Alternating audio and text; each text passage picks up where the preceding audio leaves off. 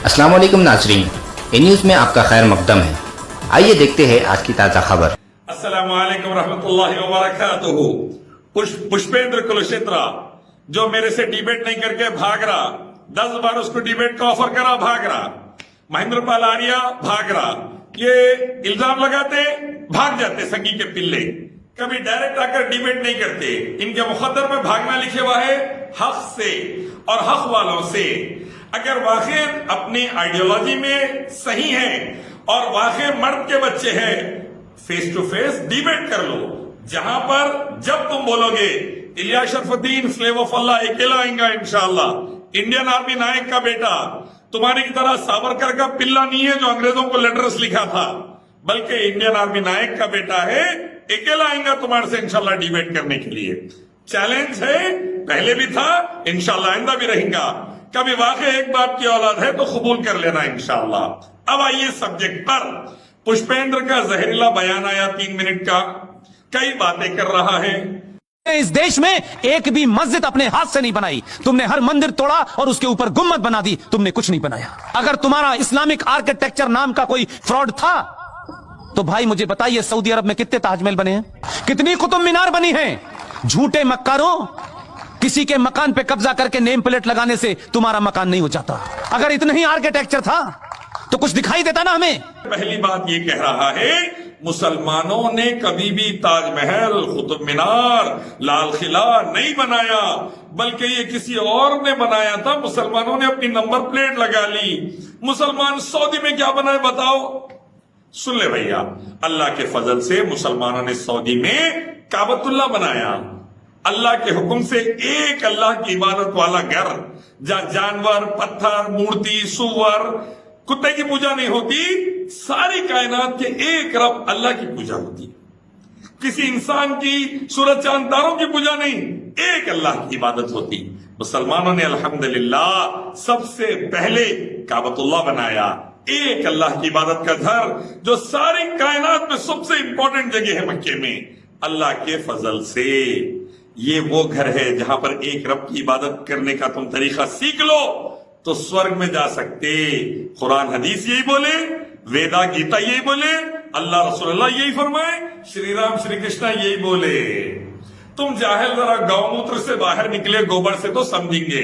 जब तक तुम नहीं समझ सकते, जब तक तुम धार्मिक किताबें तुम्हारे नहीं पढ़ लिए, लेकिन मनहूस तुम्हारी जिंदगी चले जा रही सदा संगी के पिल्ले बनने में, तो इस वास्ते तुम बर्बाद हो रहे हैं और दूसरों को बर्बाद कर रहे हैं। दूसरा पॉइंट, मुसलमानों ने और कहां का बनाया सुन ले जरा अच्छे से। तुर्की से लेके स्पेन तक, इंडिया से लेके अल्हम्दुलिल्लाह कसीरा, अल्लाह के खास करम से चाइना के उगवेर तक, अल्हम्दुलिल्लाह केरला की मस्जिदों से लेके अल्हम्दुलिल्लाह स्पेन तक मुसलमान बनाए अल्लाह के फजल से। वो मुसलमान जो तुम्हारे को और तुम्हारी औरतों को कपड़ा पहनना सिखाए, बुरा न को मानो, नंगे फिरते थे, आज भी तुम्हारे पास करोड़ों नंगे फिरते। देखना है ना तो साधुओं को देख लो, कुंभ मेले में नंगा फिरना तुम्हारा मुकद्दर था, कपड़ा अल्हम्दुलिल्लाह मुसलमान पहनाए तुम्हारे को अल्लाह के फजल से। हिजाब आपकी घरवालियों को हमने सिखाया अल्हम्दुलिल्लाह, अल्लाह के हुक्म से और उसके नबी के तरीके पर, कुरान हदीस से हमने सिखाया। वरना तुम्हारे पास ना कपड़े पहनने का सलीका था, ना कोसे हाथ से खाना मालूम था, ना कोसे हाथ से धोना मालूम था तुम्हारे को। ऐसी जिंदगी थी पुष्पेंद्र तुम्हारी। आज भी देखो कुंभ मेले में लाखों नंगे आते तुम लोग। इंशाअल्लाह मौका रहा तो उनको भी कपड़ा पहनना सिखा डालेंगे। तुम्हारे को सिखा दिए, तुम्हारे बाप को सिखा दिए, तुम्हारे ये साथियों को भी सिखा देंगे इंशाअल्लाह। आप रहते हिंदुस्तान में हैं, लेकिन आपका दिल धड़कता है फलस्तीन के मुसलमान के लिए, जिससे आपका कोई रिश्ता नहीं है।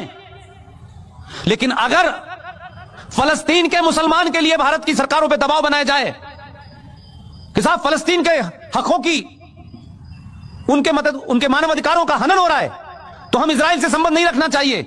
आपकी सारी ईमानदारी, आपकी ताकत कहां चली गई जब इसी मुल्क के बॉर्डर से लगता हुआ एक मुल्क है चीन, उसने कहा दाढ़ी आधी, पजामा नीचे, अजान बंद, मस्जिद खत्म, रोजा आधा और मोहम्मद का नाम रखा तो ऊपर। दूसरी बात, पुष्पेंद्र ने कहा कि मुसलमान चाइना के खिलाफ कुछ नहीं बोलते, फलस्तीन में इजराइल के खिलाफ बोलते, यहूदियों के खिलाफ, सबको बोलते, जो भी जुल्म करा उसको बोलते। China, America, Europe, Israel, Russia, जो भी मासूमों पे जुल्म करा, किसी मासूम की जान, माल, इज्जत और आबरू पे हाथ डाला, उसके खिलाफ बोलते और उसके खिलाफ जद्दोजहद करके जालिम का हाथ पकड़ते, क्योंकि अल्लाह का ये हुक्म, पैगंबर मोहम्मद सल्लल्लाहु अलैहि वसल्लम का ये हुक्म, जालिम को जुल्म से रोको और मासूम को हक दिलाओ। इसीलिए दलितों को हम आके हक दिलाए कपड़े पहनने का, वरना तुम तो उनको कपड़े भी पहनने नहीं देते उनकी औरतों को। हम दिलाए अल्हम्दुलिल्लाह अल्लाह के फजल से। और दुनिया का कोई भी मुल्क है तो हम भिड़ जाते जुल्म के खिलाफ, इंसाफ के लिए, शांति के लिए, उन्नति के लिए। देखो अल्हम्दुलिल्लाह अल्लाह के फजल से आज दुनिया में हर जगह मुसलमान दाई, मुसलमान स्कॉलर्स गलत को गलत, सही को सही बोलते हैं कुरान हदीस की रोशनी में। अल्हम्दुलिल्लाह एक तो भी मिलता, उगैर में भी मिलेगा। और चाइना पर अल्लाह का अजाब क्यों आया, ये मैं एक वीडियो निकाला था 27 जनवरी को।